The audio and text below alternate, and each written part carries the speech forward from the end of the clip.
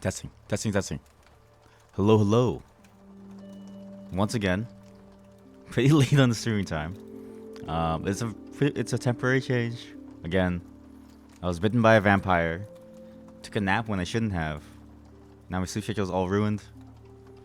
But it's gonna have to be fixed because I've got a wedding to get to in like 2 weeks. Friend's wedding. So we're gonna have to wake up early for that.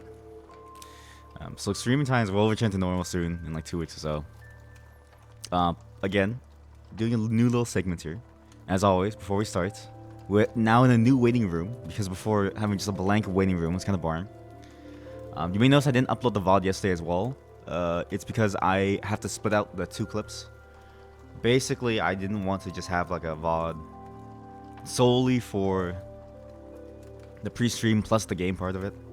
I want to split it out into 2 different ones. So I'll be working on that as well. I also have some interesting things to talk about today. I don't even know how to explain this. So I don't know if anybody knows this, but there's this company called Wizards of the Coast. They make Magic the Gathering. It's honestly it's kind of a sham. If you really think about it, right? It is quite possibly the craziest thing I've ever seen in my life. Okay.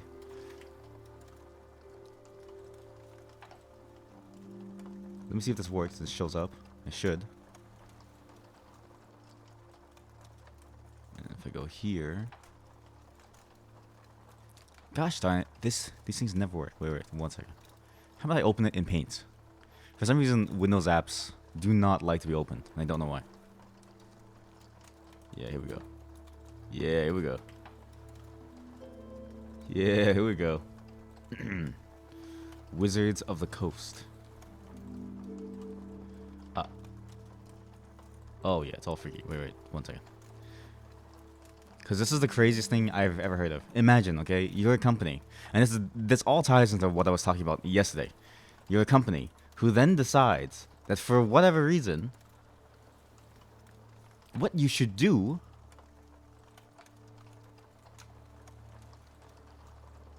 is hire literal gangs, like roaming gangs of like murderers and like thieves to like do your work. God, I wish I showed this. Cause this, sorry, one moment. This is actually very big. Here we go. Here we go. Do this. Yes. Yes. So, Wizards of the Coast makes a card game called Magic the Gathering. Okay? This is completely related to what I said yesterday too about the Nancy Drew stuff. This is what happens when all the creative people leave and your company gets taken over by like old school business people.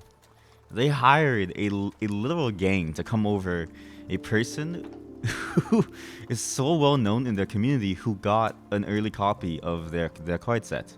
Now, obviously, this is not a crime that warrants death, right?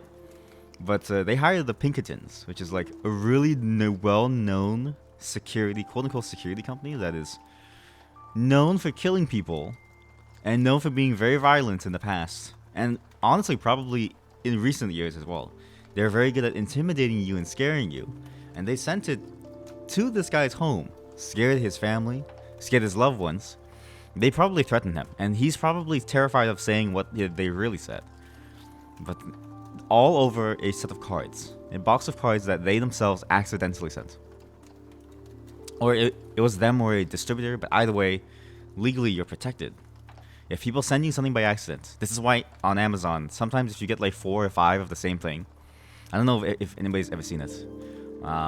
People have ordered like graphics cards, and they've gotten 2 of the same one. And it's like, what the hell? Or they've ordered like RAM, and they've gotten like 26 of like RAM. It's like it's like how, you know? That's why they don't tell you to return the stuff. It's too much of a legal hassle. You are legally entitled to things being sent to you by accident. All the person who sent it to you can do is request that you send it back. Maybe bring you to small claims court to say that, oh, it's like hitting you, but that's it. Instead, over the weekend, Oldschoolmtg uploaded another video. This was after his first video talking about the leaked set. In the clip, YouTube says Pinkerton agents showed up at his home on Saturday morning and began demanding he hand over the stolen product. It's not again, it's not stolen, right? That's why it's put in quotes here. This is from the Engadget article about it. Engadget.com's article. I got up and recorded some videos. Right after I got done with the video, dogs started barking because somebody is at the door. I come out and the wife's answering the door, and it was the Pinkertons. Imagine, you're a game company, okay?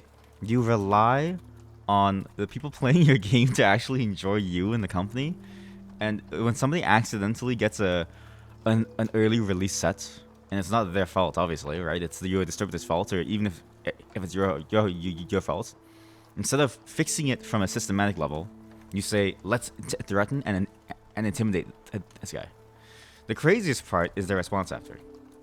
After recovering the leaked Magic the Gathering set, including the empty boxes and wrappers, the Pinkertons put Oldschoolmtg in touch with a Wizards of the Coast representative. So that wasn't the first thing that they did. They should have done that first. Because you have these random people who are coming by, who you have no clue who they are. I mean, anybody could say that they're a part of the Pinkertons, right? And it's like, why would you believe them? You should just shut the door at that point, right?